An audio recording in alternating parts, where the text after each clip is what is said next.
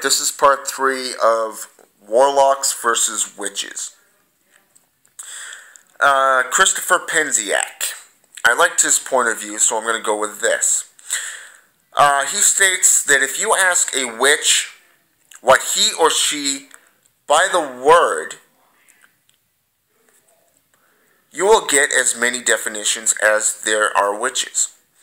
I like that, because it's true. The same thing is with Satanists.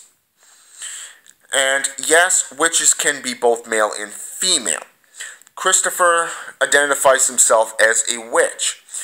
The word warlock can be traced to or from the Scottish, Old English, Germanic, and Indo-European roots, and is now generally regarded as deceiver or oathbreaker to those involved in the craft.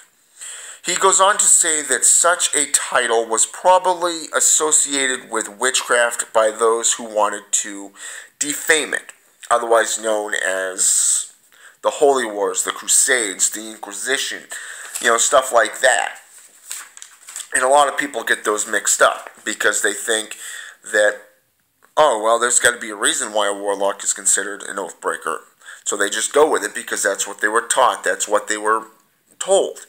My brother was the same way before I showed him the evidence, stating otherwise. Christopher Penziak also stated, although witch is the commonly recorded English word for those practitioners drawing on the Anglo-Saxon etymology, magical practitioners were known by many other names and titles, including magician, magus, wizard, warlock, and sorcerer. Each has a different connotation regarding powers, morality, and gender of the practitioner, depending on the era and time period when used. For an example, the word sorcerer has a wide range of meanings. In Europe, it is often denoted as an evil practitioner stemming from the Eastern school of thinking where sorcery is a base art.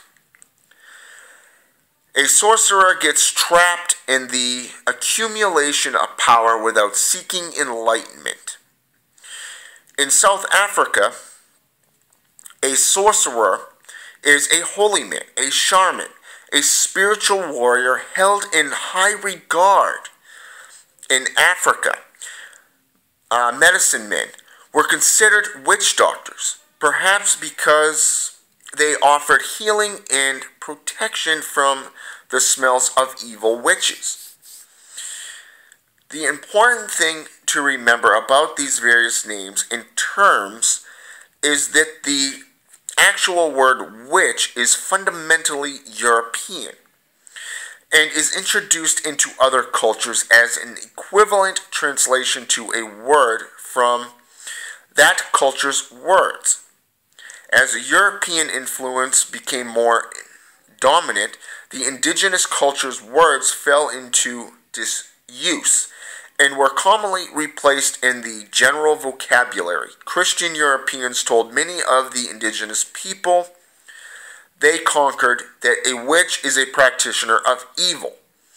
But the Christians believed that all forms of magic that were not done by a priest were evil, coming from the devil. Unfortunately, many native peoples took the word witch to mean evildoer, rather than equate it with their own shamans and healers. To this day, many practitioners of the Native American traditions shudder when Wiccans refer to themselves as witches. Christians looking for an excuse to condemn witchcraft will quote the Bible, "Suffer not a witch to live," from Exodus chapter 22, verse 17. The passage has been translated many times. In older versions of Exodus, the meaning was, "Thou shalt not suffer a sorceress to live."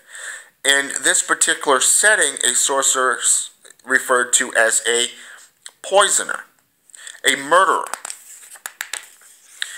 The original meaning was suffer not a murderer to live. Eventually, which eventually got confused with the word witch, causing misunderstandings to this day. Ancient Hebrews did not outlaw the practice of magic. In fact, the rabbis were practitioners in the tradition of King Solomon, keeping knowledge of the Kabbalah, their mystical teachings. I think most people would agree that being a witch does not mean one is a murderer. Unfortunately, many old inquisitioners had no problem assuming that the two go hand in hand. Now, with this said, how can one sit there and argue that an oath breaker or an evildoer is related to a name Warlock? Because it's been twisted so many times. And with that said, I think it's time to put old terms to rest and for the world to wake up. Now, it's up to you if you wish to take this information or not, but to me, I'm a warlock, and I'm proud to be one. I may be a satanic warlock, but still, a warlock is a warlock. I am a male witch of the practitioner. I am a counselor. I am a priest. I am a shaman. I am here to help people. I am not evil. I do not break my oath, and I do not betray people. Because to me, my duties mean everything. I am here for my community. I am here for the people. I've always made myself available to people, and I will continue to do so.